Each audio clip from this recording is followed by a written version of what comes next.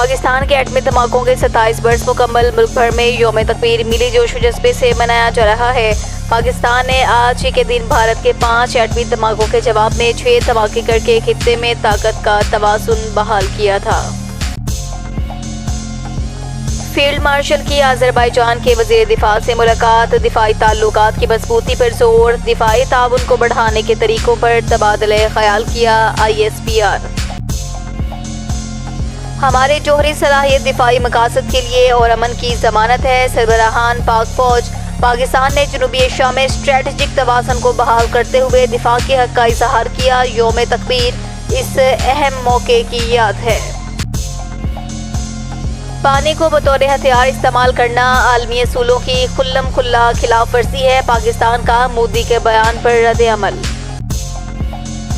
موسیٰ Khel security forces کی کارروائی، قومی شاہراہ پر بم نصب کرنے والے 4 دہشت گرد ہلاک، دہشت گرد ماضی میں مسافر بسوں پر حملوں میں ملوث تھے۔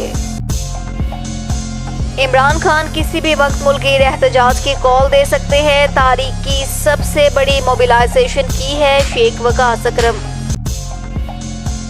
چشمہ نیوکلیئر پلانٹ یونٹ 5 تکمیل کے بعد 1200 میگا واٹ بجلی پیدا کرے گا، Pakistan atomic energy commission. Petroleum levy قیمت میں ریکارڈ اضافی وصولیوں کا منصوبہ، بجٹ میں عوام کو مہنگائی کا بڑا جھٹکا لگائے جانے کا امکان۔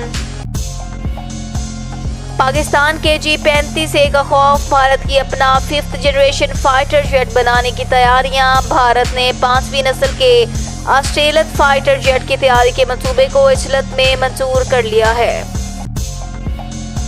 پاکستان کے لیے بھی کبھی ٹرافی جیتیں، شاہین افریدی کی تصاویر پر مداح کا تبصرہ۔